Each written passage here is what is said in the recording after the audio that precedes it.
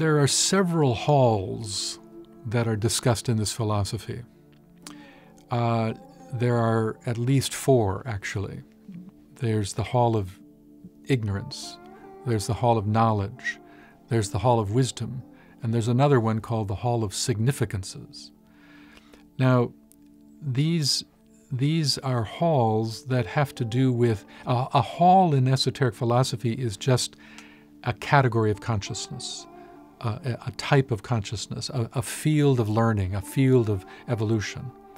For most of our incarnational history, we live within the hall of ignorance. We are ignorant to the deeper truth of what life is.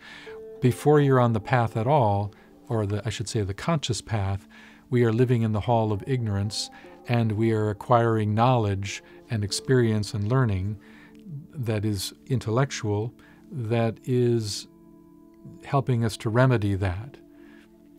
When we get into the hall of knowledge, that's that transition into the hall of knowledge. And so the hall of knowledge is where much of humanity is today, or at least Western humanity, because there's a huge emphasis on building your intellect, building your mind, and not being ignorant. And all of that's all of that's really important. But eventually, when you step onto the path, you start to make the gradual transition from the hall of knowledge to the hall of wisdom. Because the hall of wisdom is just a reference to the category of consciousness pertaining to the soul itself. The soul is the great agency of wisdom.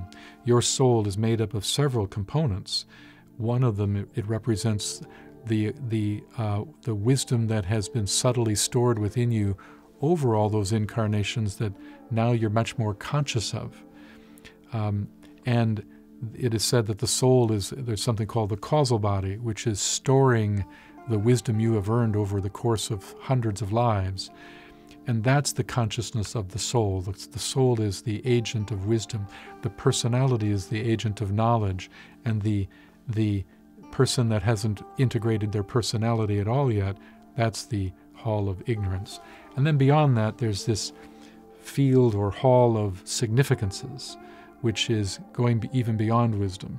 That's the region of awareness, that's the region of perception that a master would live in. That's where life as a pure monad is starting to be really sensed and lived, beyond your own higher consciousness. But that, of course, is a whole nother story. There reaches a point in everybody's development over many, many incarnations when they want to know what reality is. They're not satisfied with a second-hand world, with a world that described to them by other people. They want to know themselves. What is reality? They want to be a lover of reality. They want to be reality. When that time comes, the esoteric path becomes necessary, because living in a normal, exoteric, sense-bound manner will not deliver the presence of reality. It will not deliver it. It will not satisfy the spirit within. You see, here's the whole point. We are spirit, and the spirit clothes itself in veils and veils and veils of what we call matter, and one day wakes up and says, I'm not happy here. I'm the prodigal son, and in my father's home, even the servants have more than I do. The spirit wakes up, and it starts to be reabsorbed into itself and re-realize what it is. And when that inevitable internal awakening occurs, you're going to become an esotericist. It's inevitable. Now, the question is, will it be sooner or later? Will we get rid of these lesser perceptions? Will our dissatisfaction mount to such a degree that we are no longer happy with the ordinary and begin to listen to that inner voice working through the soul and ultimately the spirit? That's up to you. But when it happens, you will become, sooner or later, the esotericist bound on your quest for reality and for self-knowledge, which is apprehension of the spirit you are. There are times in this philosophy where people may use the word gnosis to represent an understanding of the path and an understanding of esotericism. But, gnosis is a word that often is used to mean knowledge. But from an esoteric point of view, it's not knowledge as in intellectual knowledge. It's knowledge as in that has an intellectual component to it, but it's also profoundly experiential.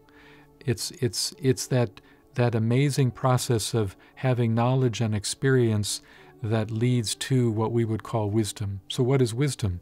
Wisdom is gnosis, in a way. Wisdom is gnosis as understood in this philosophy. It's more than just ideations. It's an embodied ideation. It's not just something that is entertained by the mind. It is woven into the very fabric of one's beingness. So the whole path is actually to translate knowledge, as we typically use that term, which is often an intellectual understanding of something, into a deeply profound experiential aspect of realization, and it becomes woven into your being. It is said that wisdom requires three things, or gnosis requires three things. It requires knowledge. This is why it is said that wisdom stands on the shoulders of knowledge. So it requires knowledge, it requires love, and it requires experience. Those are the big three things. When you have those three things together, that's wisdom, that's gnosis, and that's what the path is about, becoming more imbued with that kind of essential divine understanding of things.